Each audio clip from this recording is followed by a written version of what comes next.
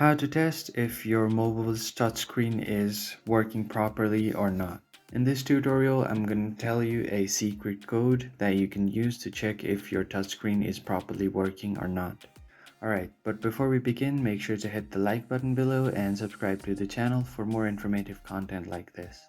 On that note, let's get started. First of all, you will have to open your phone's dialer, and this will work on probably all Android devices, so you can do this on any Android device. You can type in asterisk hash 00 and asterisk hash again.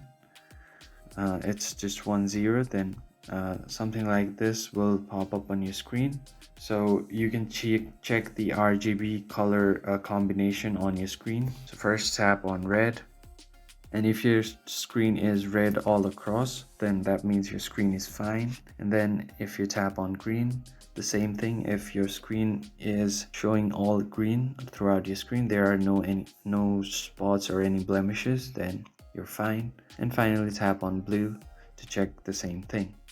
And now to check your touch, if your touch is working or not, go to this touch option and draw across all of this map, making sure that you cover all of these boxes.